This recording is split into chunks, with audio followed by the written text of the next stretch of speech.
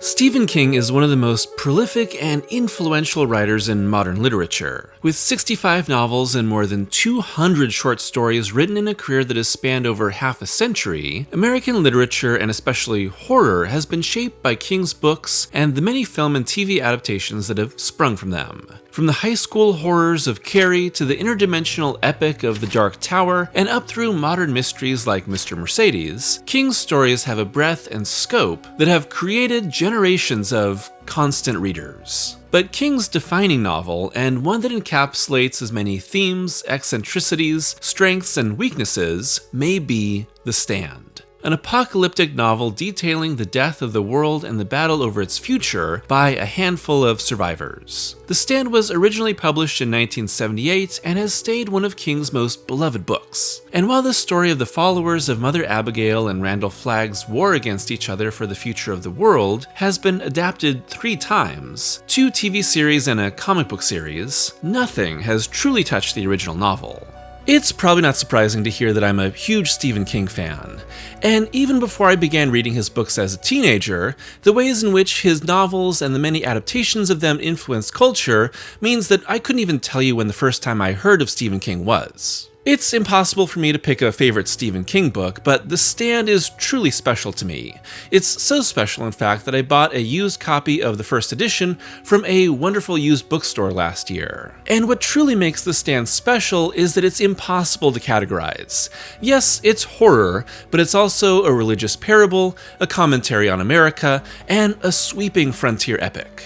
Together, they create a massive story that takes unpredictable, shocking turns, and questions what happens after the so-called end of the world. Beyond the apocalypse lies the true battle between good and evil. In the hearts of every survivor comes a choice in what they believe. And the war for the soul of America can be found in The Stand.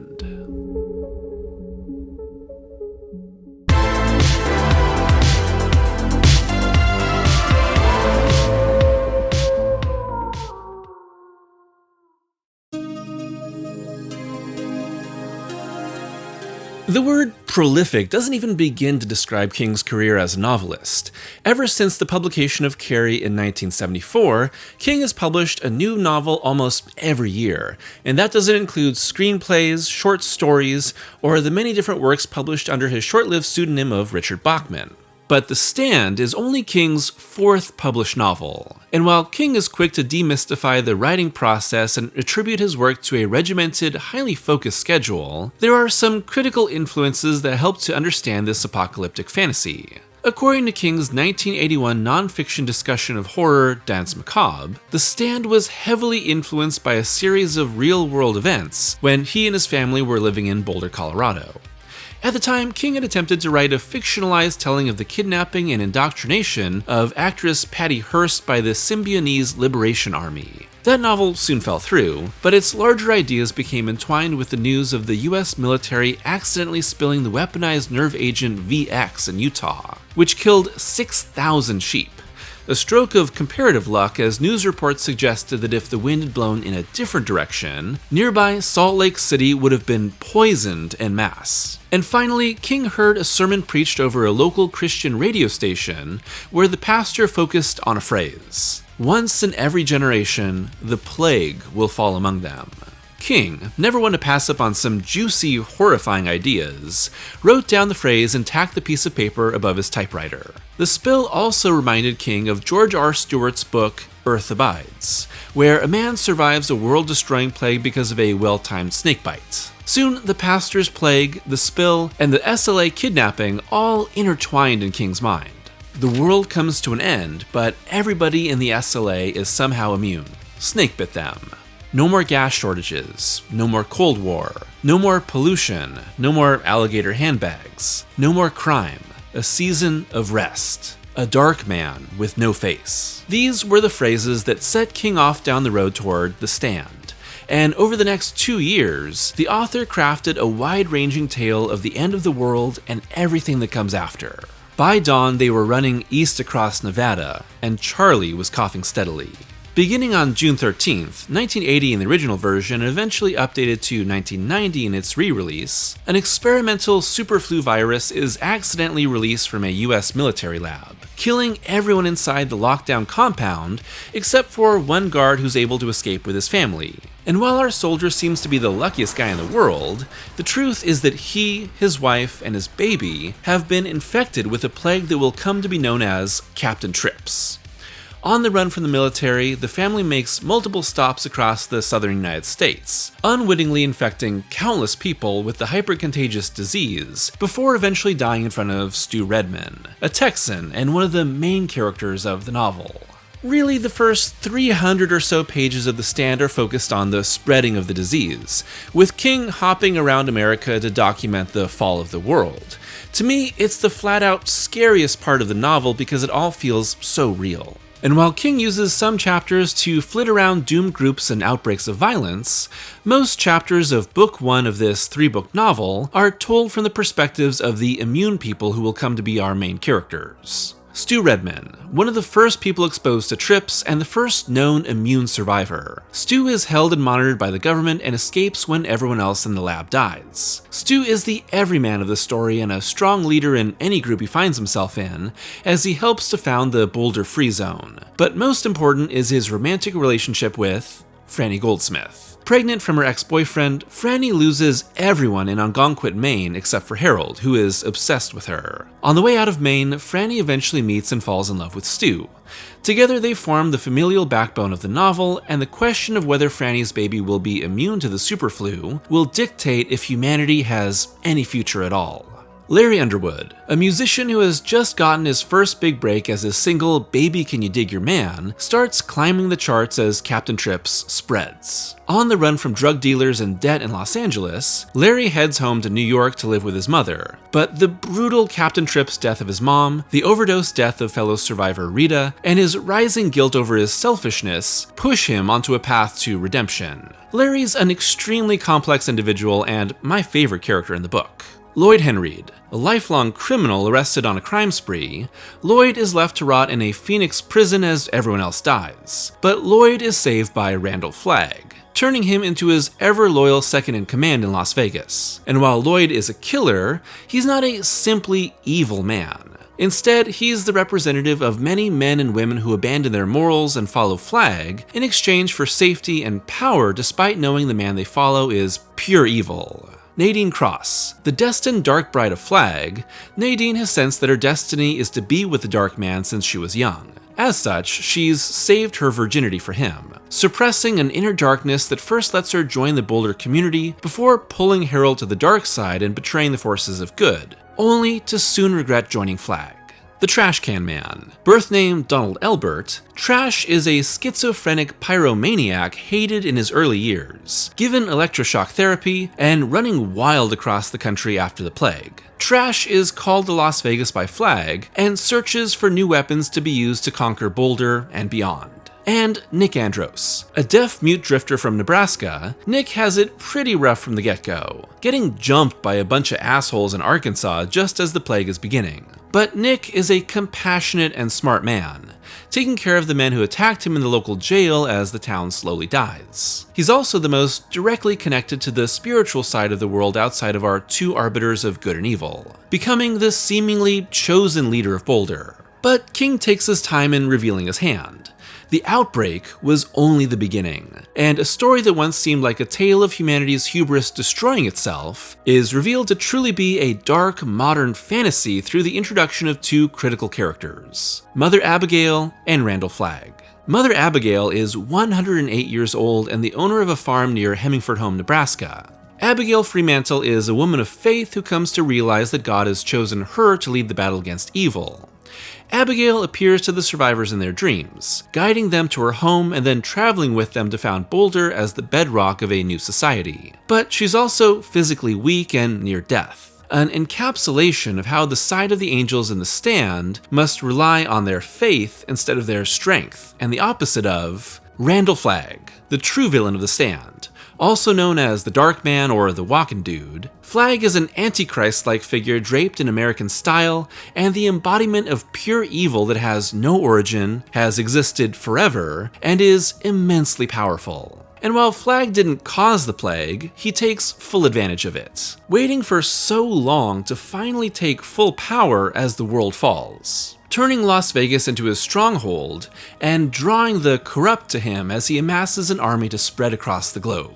Outside of these major characters is a massive assortment of survivors who all have a role to play in the battle between good and evil, including Harold Lauder, a teenager with a crush on Franny who comes to hate the Boulder community that he helps create; Julie Lowry, psycho and sexed up from the start; Glenn Bateman, a professor whose wisdom and fearlessness outsmarts even Flag; Ralph Brentner, a farmer with some very helpful mechanical skills; and Tom Cullen, a middle-aged man with a learning disability who's sweet and loyal to Nick and the Boulder community, among many, many more characters spread between the two sides.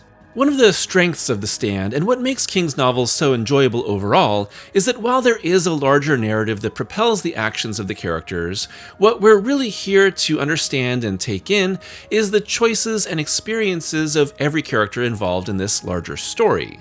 King, as a writer, is character first, plot second, and while each of his novels has a hook that draws in a lot of attention, he's really not about the narrative. And given how many different perspectives The Stand jumps between, it's impossible to say who the main character of this book is at first.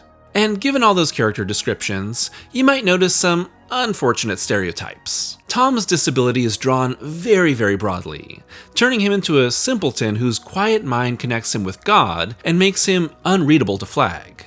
It's the type of caricature that lacks reality in its depiction to the point that it almost becomes cartoonish. But thankfully, Tom is a well-written character that's super likable and important in the story. Mother Abigail is unfortunately absolutely fulfilling the magical Negro stereotype, where a black character's ancestry makes them a spiritual conduit whose great purpose in life is to help our white characters. And yet, King makes Abigail into a flawed woman with a rich history. The Stand would, unfortunately, not be the last time King relied on these outdated tropes. Duddits from Dreamcatcher makes Tom look like a sensitive portrayal, while John Coffey of The Green Mile takes suffering and incarceration and turns it into magic. King would eventually grow past the use of these tropes, but it shows that even for an author whose defining epic is powered by a questioning of the heart of America, distinctly American stereotypes are inextricable from his work.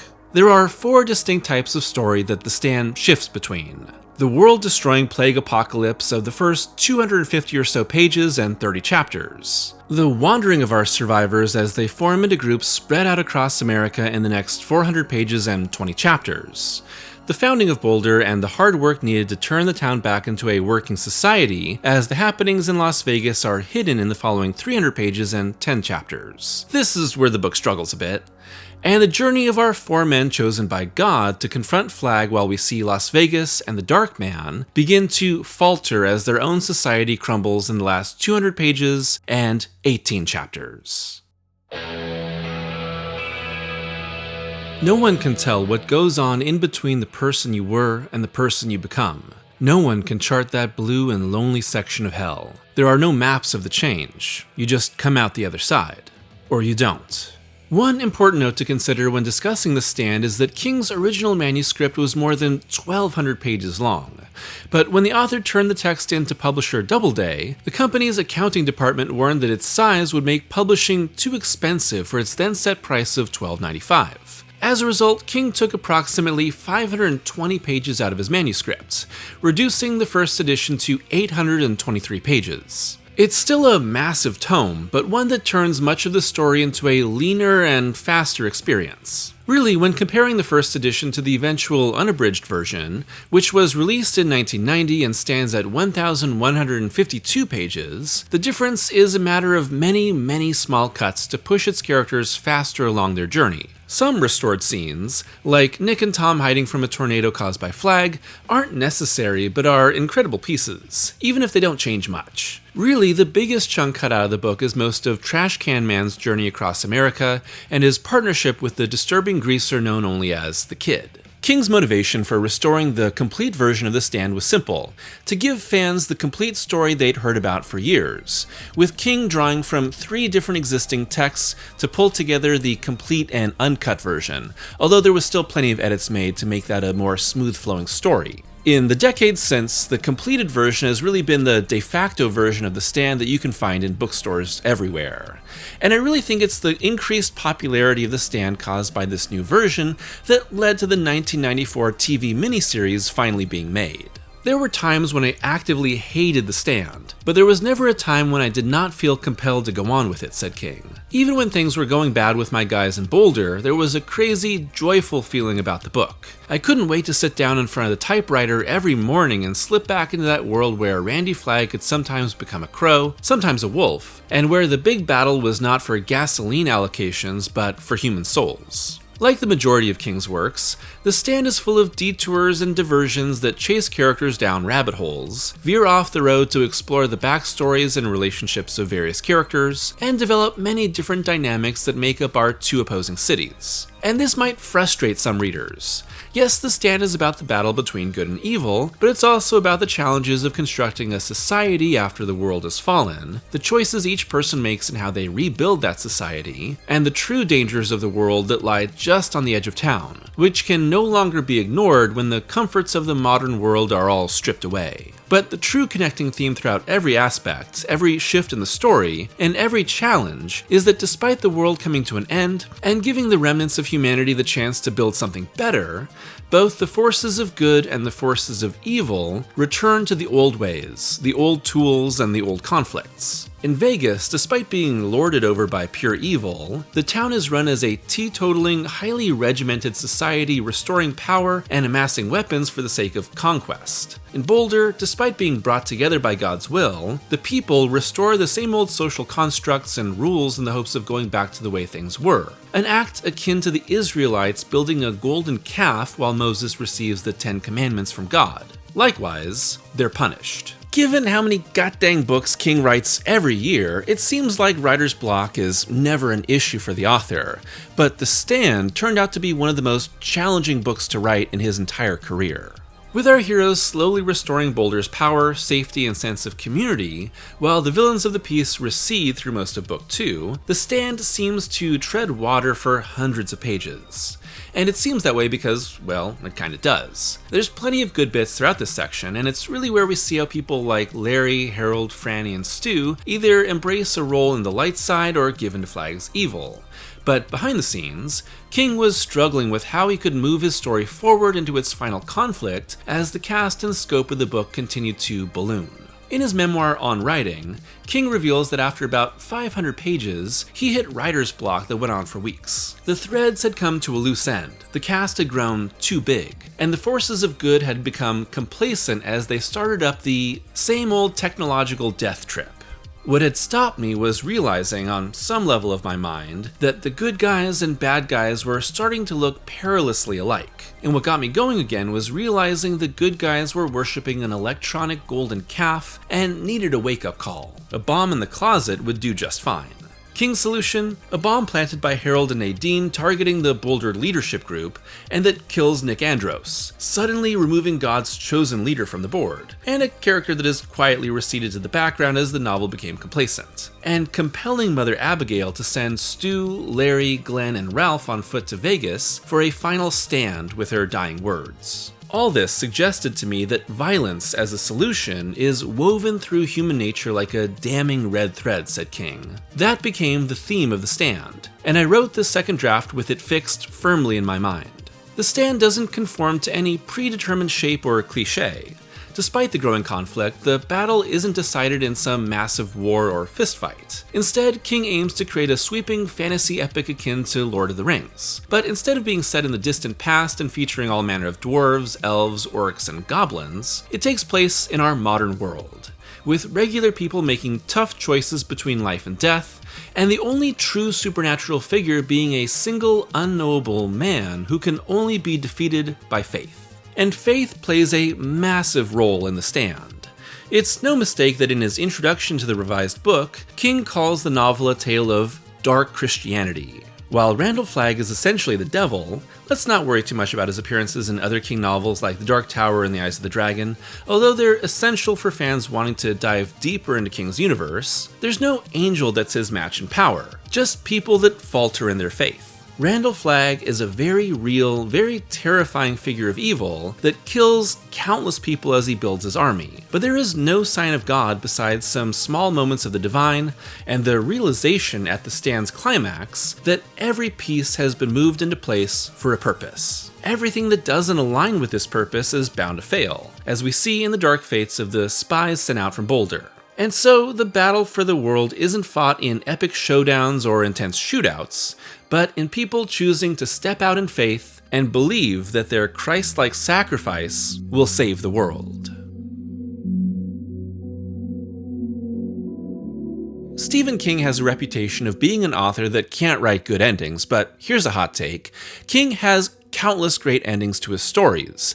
It's just that as an author, he's a lot more focused on character closure than giving some sort of big cinematic payoff to the plots that he's developed. That can lead to some maybe unsatisfying endings, but they're a lot more interesting. The ending of The Stand is fairly controversial as, given how much of the book has been building up toward the final conflict, how everything is solved is done quite literally through a deus ex machina. And while that's often seen as writers cheating their way out of a corner, it makes sense for what The Stand is trying to say. With Larry and Ralph set to be executed in Las Vegas, a lashing out by Flagg and his electrical powers meets with a returning trash can man, melting from radiation poisoning and bringing a volatile nuclear bomb into Sin City, only for the ball of electricity to form into the hand of God, grasping the bomb and destroying the entire city and everyone in it, including our heroes. The blue ball of fire flung itself into the back of the cart, seeking what was there, drawn to it. "Oh shit, we're all fucked," Lloyd Henry cried. He put his hands over his head and fell to his knees. "Oh God, thank God," Larry thought. "I will fear no evil. Silent white light filled the world, and the righteous and unrighteous alike were consumed in that holy fire. In reflecting on his thought process while writing The Stand, King reveals that while his initial inspiration drew from a relief at all the problems of modern society coming to a sudden, complete stop, he soon realized that all the old wars using all the old weapons would inevitably resume when our survivors begin to rebuild society in the exact same mold of what came before. Much of the compulsion I felt while writing The Stand obviously came from envisioning an entire entrenched societal process destroyed at a stroke," said King. "I felt a bit like Alexander, lifting his sword over the Gordian knot and growling, 'Fuck untying it, I've got a better way.' My own lesson in writing The Stand was that cutting the Gordian knot simply destroys the riddle instead of solving it, and the book's last line is an admission that the riddle still remains. The destruction of Flagg in Las Vegas ends the major thread of the book, but King has more on his mind regarding the larger fate of the world. Stu is saved by Tom Cullen and nursed back to health over a long winter, finally returning to Boulder to find that Franny has given birth. And while the baby struggles with the superflu, little Peter survives, proving that life can go on. But with a future now possible for humanity, the question becomes, can we move forward into making a better world, or are we doomed to repeat the same mistakes of the past as the United States of old begins to reassert itself? "Franny," he said, and turned her around so he could look into her eyes. "What, Stuart? Do you think people ever learn anything?"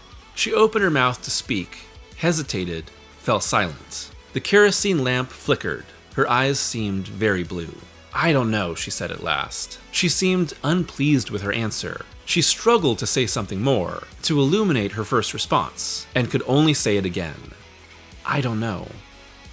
It's a sad, quiet resignation of an ending that feels very real in its reflection, making everything that came before just a little darker and a little more believable. And in the restored edition, King underlines this point even further, adding in an epilogue that sees Randall Flagg reborn on an isolated tropical island, quickly turning the local tribe into his new following. Life was such a wheel that no man could stand upon it for long, and it always, at the end, came round to the same place again. After its publication on October 3, 1978, The Stand became a #1 bestseller and went on to sell more than 4.5 million copies, with the 1990 complete and uncut edition helping to boost the numbers over the years that followed. And while so many of King's books almost immediately jumped from page to screen adaptations, The Stand had a much rougher journey. During the 1980s, King wanted friend and frequent collaborator George Romero to direct a film adaptation written by King himself, but the project never moved forward. Then there was a screenplay written by Rospo Pellenberg, who co-wrote the John Borman Lord of the Rings adaptation I've previously discussed, for a 3-hour-long film that Warner Brothers was set to make and then decided not to do. And finally, there was ABC's 8-hour miniseries, with a screenplay written by King and directed by Mick Garris, a frequent TV film director who would work with King many, many more times. And the Stand miniseries was really a massive undertaking, especially for a TV movie at the time. Costing $26 million and debuting across 4 episodes totaling 6 hours on May 8th, 9th, 11th, and 12th, 1994, it's a solid adaptation of an incredible novel. A little cheesy and limited by its scope and budget at times, but also a major hit when it aired. As for its choices, obviously much needs to be condensed to turn an 1,100-page novel into a 6-hour miniseries, and many of the book's slower, more subtle moments are made faster and much more obvious. But for decades, this was synonymous with King's work and helped to spur on a lot more King TV adaptations of varying quality. There's also plenty of stars here that had either already made a name for themselves or would soon become established. Gary Sinise as Stu, Ozzie Davis as the Judge, Ruby Dee as Mother Abigail, Miguel Ferrer as Lloyd, and Matt Frewer as Trash are all pretty great. As for Jamie Sheridan as Randall Flagg, I'm a bit mixed. It's a solid performance, but one that never reaches the cosmic evil needed for Flagg to truly be scary, and those constant transformations don't help. Rob Lowe as Nick really gets the short end of the stick with very little to do.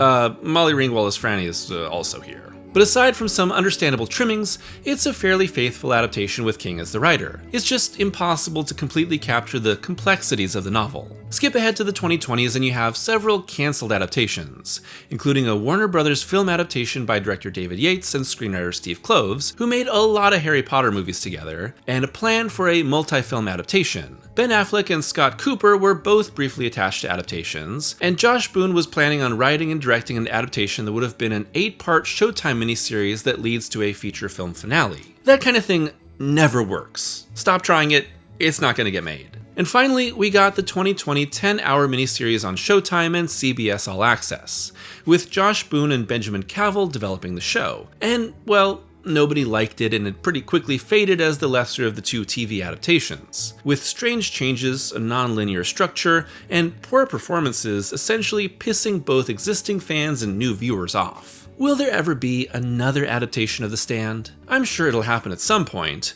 with a feature film probably being the only way left for studios to go after 2 TV miniseries, but one movie is simply not enough to turn this sweeping epic into a satisfying story. The TV adaptations, as well as a 6-volume, 31-issue Marvel Comics adaptation from 2008, show that King's story can't truly be done justice in other media, even when given ample time and space.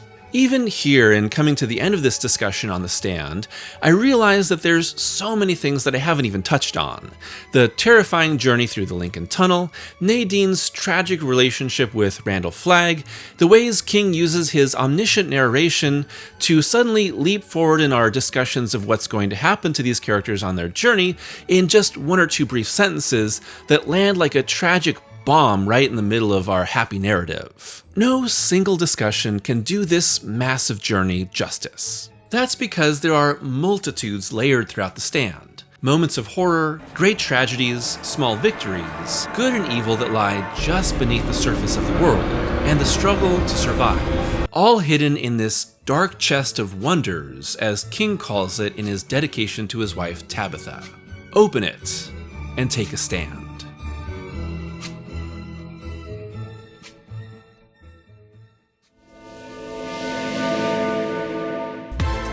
Thanks for watching today's video, and I've finally come back around to talking about Stephen King.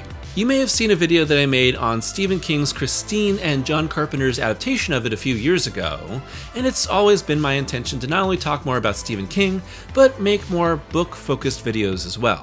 It's a change in focus, but one that I'm really excited to do every so often. And the truth is, I had originally wanted to make this video on June 13th, which would have been the outbreak for the Captain Trips virus in the stand, but the timing in my schedule just didn't work out, so I pushed it to the Halloween season. Obviously, I'm a huge fan of this book and a huge fan of Stephen King in general, and making this video was a little intimidating, but I'm really glad that I was able to get it done. The Stand is an incredibly complex book. It has a lot of strengths, a lot of weaknesses, it is quintessential Stephen King, and I think that any fan of King should read it at some point, or listen to the audiobook. That makes things a lot easier for a book this size. And because of its nature, I don't think that it will ever truly be done justice in any other medium, which is what makes it a great book. It is a true work of literature, not a pitch for a movie or a TV show. Hopefully you enjoyed this, and if this does well, I would love to talk about a lot more Stephen King books, as well as just more novels in general. I have a lot that I'm planning on doing at some point. I would love to hear your thoughts on The Stand, both as a book and a TV miniseries, and where you would rank it among Stephen King's larger bibliography. As always, a huge thank you to my patrons and members for their continued support, and if you'd like to be a member or patron, it's only $2 a month for early access to every video and exclusive reviews, with several going up this month for patrons and members. So until next time, I hope that you're taking care of yourselves and having a happy Halloween.